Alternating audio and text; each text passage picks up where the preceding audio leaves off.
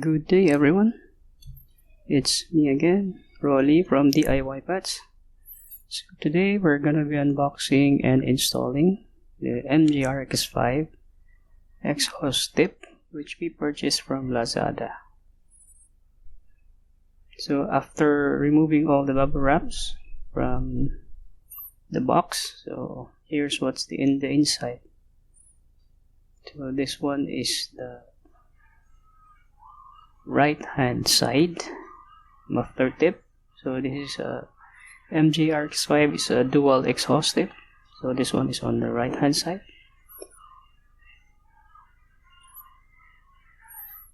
Also on the box is the left hand side of the tip.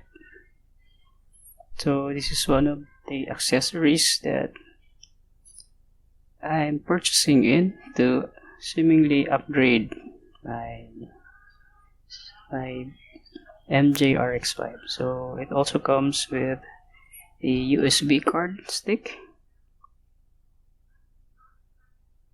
which is from Magnum Auto Parts. So I purchased it at around 3,500 on sale. So meron ding padalang ball pen. Ewan ko kung sumulat ba. So what else inside the box? It also have the stainless steel bolt that is used to hold the exhaust tip while you are installing it. So this is the bolt for the bumper holder. So we'll check it later on the installation. Okay. So with installation proper, let's take a look at the left hand side of the bumper first. So by using the PVC cutter blade, I slowly cut the provision part for the exhaust muffler tip, carefully lining it out until cutting the plastic part of this bumper. So in your side, maybe you can use an angle grinder or whatever suits you. For me, I just use this one as it's much easier for me as it's only a plastic bumper. So with this, I try to cut not the entire space, but put a little bit of and margin for the installation.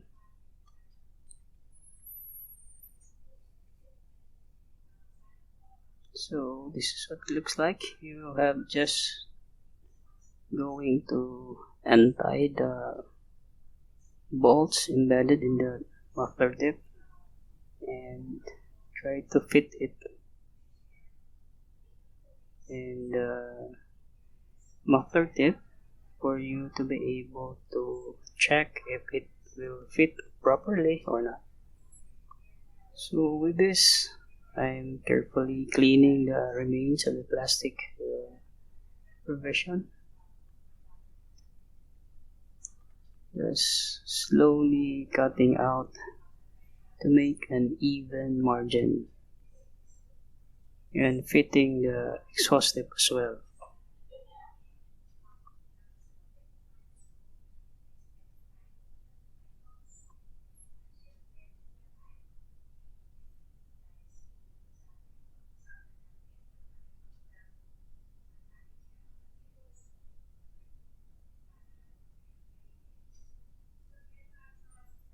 So, linisan muna natin yung bumper para malinis siyang tignan. The good thing about these cutters that kita mo kung ilang porsyento na yung nakakat mo, unlike using a grinder or something. So this is where you will take out this plastic grommet and you have to cut this one to have a perfectly angled perpendicular cut to the exhaust tip, or else it is on a slight angle, so kailangan putulin.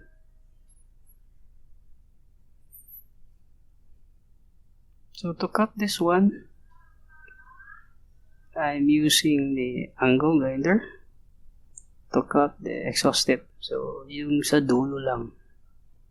So with this, you have to be very cautious to wear safety glasses and all, just in case mag-spark at saka tumalsik yung metal.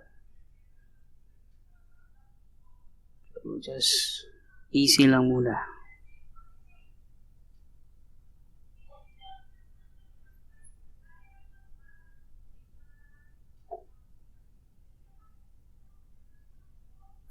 Try to use this metal cutter kasi mahirap. So, but anyway, I continue cutting it with the angle grinder.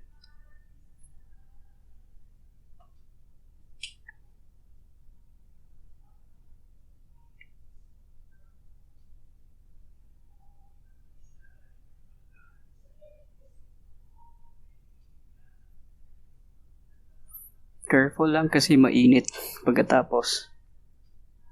So it has to be perpendicular to the pipe para wala kang makita obstruction, just in case na na-install mo na siya. Kasi yung muffler tip it comes with an angle, kung nakikita nyo. So dapat putulin talaga yung dulo ng tip dun sa existing pipe.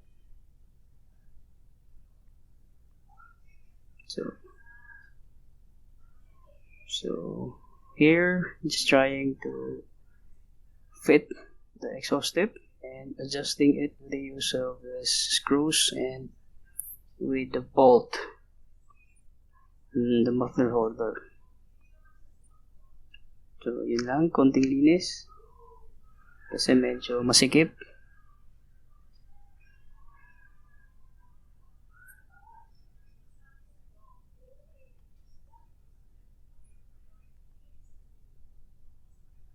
So, this way, may konting margin ako just in case kailangan ko pang putulin yun, yung bumper.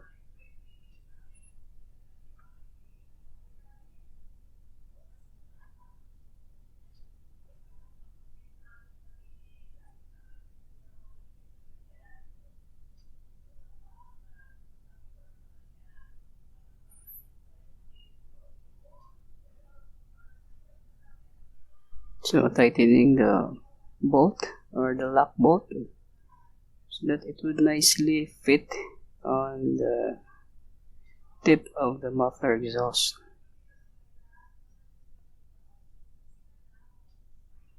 So you will need to use 14 open wrench and the 10-inch wrench on the tip.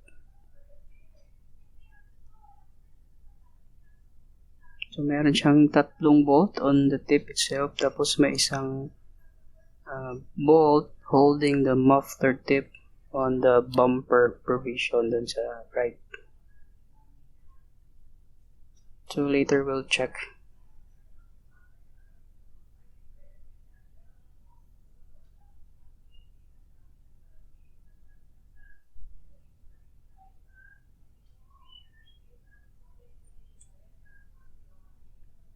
Ito. So, medyo fix na. Kailangan lang i-align para maganda tingnan.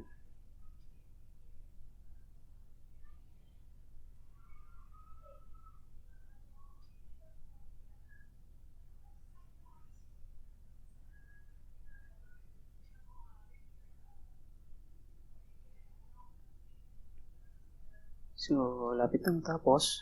Konting adjustment na lang.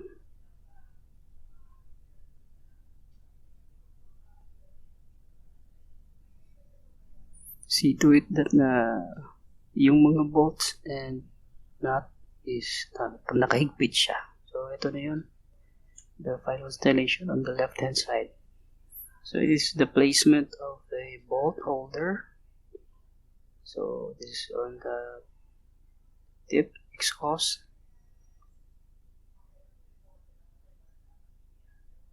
And the other side as well. Yan. Yun, parang naka-angle siya. Okay. So we'll be doing this on the right hand side also. So ito na yung finished product.